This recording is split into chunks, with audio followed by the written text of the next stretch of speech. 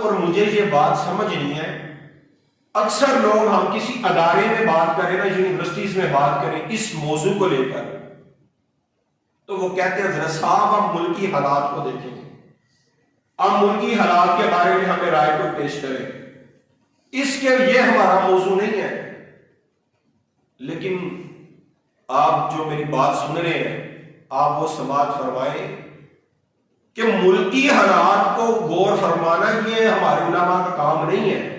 اگر اس میں یہ سیاست میں ہے تو پھر کریں، جس بندے کا جو کام ہے اس نے وہ کام برابر کرنا ہے صاحب۔ اب ایک ناظرہ کا چیئرمین ہے، وہ وابڈا کا کام کیسے کر سکتا ہے؟ اور وابڈا کا چیئرمین ہیلتھ کا کام کیسے کر سکتا ہے؟ جس کا کام اسی کو سمجھے۔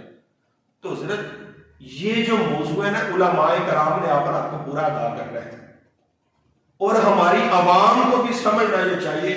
ہم سے 5 نمازیں پوری پڑھی نہیں جاتی تو کبھی ہم حضرت ابوبکر کے خلاف بات کرتے ہیں، کبھی ہم مولا علی کے خلاف، کبھی حضرت عثمان غنی کے خلاف، کبھی کسی نہ کسی کے بارے میں ہم بات کرتے رہتے ہیں۔ ہم کون ہوتے ہیں بات کرنے؟ آپ دیکھیں ہمارے گھروں میں اسلام نافذ نہیں ہوتا اگر ہم اکیلے ہو۔ میں اکیلا ممبر میں بیٹھ کے کیا کر سکتا ہوں اگر انتظامیہ میرے ساتھ نہ ہو؟ یہ انتظامیہ اکیلی کیا کر سکتی ہے اگر محلے والے تعاون نہ کریں؟ تو حضرت صاحب اسلام ایسے ہی کرتا ہے۔ تو آج جس ہستی کو میں زیر غور لانا چاہ رہا ہوں، میں 2-3 جمعے اس کے اوپر پڑھاؤں گا اس موضوع پر، یہ کوئی عام ہستی نہیں ہے۔ ہم آج کل آپ جس طرح ہر علاقے میں نا، ہر دور میں کوئی نہ کوئی مخصوص ایک شوشہ رہا ہے۔ آج کل کے دور میں نا پیسے کی دور ہے، لیکن پچھلے کچھ ادوار ایسے گزرے ہیں ادھر اس میں شعر و شاعری کی دوڑ ہوتی ہے۔ جو بندہ زیادہ اچھے شعر کہتا تھا نا، وہ بندہ بڑا قابل سمجھا جاتا تھا۔ پھر ایک دور ایسا بھی آیا اس میں من گڑت حدیثیں کہنے پہ جا رہے ہیں۔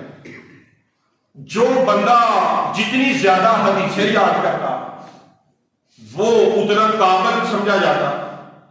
تو پھر بڑے بڑے علماء کرام آئے، انہوں نے کہا اتنی حدیثیں تو ہے ہی نہیں ہے جتنی بیان کی جا رہی ہیں۔ پھر ان کے خلاف جہاد ہوا۔ پھر جو آج کل ایک بہت بڑا ایک مسئلہ چل رہا ہے، حضرت صاحب کبھی ہم حضرت عمر فاروق رضی اللہ تعالیٰ عنہ کو غلط کہہ دیتے ہیں، کبھی حضرت ابوبکر صدیق رضی اللہ تعالیٰ عنہ کو غلط کہہ دیتے ہیں، کبھی مولا علی کو غلط کہہ دیتے ہیں۔ ایک گروپ دوسرے کی حامی کرتا ہے، دوسرا گروپ تیسرے کی حامی کرتا ہے۔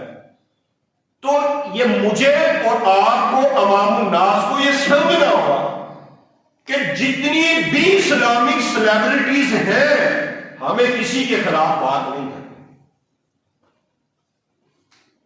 وَرَفَعْنَا لَكَ ذِكْرَكَ کا ذمہ تو مالک نے لیا ہوگا، لیکن آپ یہ مت بھولیں کہ حضور کے ساتھ جو مدد فرمانے میں جو سر فہرست پہلی ہستی تھی وہ حضرت ابوبکر صدیق رضی اللہ تعالیٰ۔ تو یہ بات آپ یاد رکھیں، ہمیں کسی بھی قسم کی لڑائی میں پڑنے کی ضرورت نہیں ہے۔ ہر صحابی رسول ہماری آنکھوں کا جھومر، ہماری آنکھوں کا تار ہے، ہمارے ماتھے کا جھومر اور ہماری آنکھوں کا تار ہے۔ تو یہ کنسپٹ اپنا کلیئر کریں، ہر نبی کا ہر صحابی ہماری جان، ہر صحابی نبی جنتی جنتی، ہر صحابی نبی۔ تو جس ہستی کو میں موضوع سخن بنانا چاہ رہا ہوں اس کا نام حضرت ابوبکر صدیق رضی اللہ تعالیٰ۔ آپ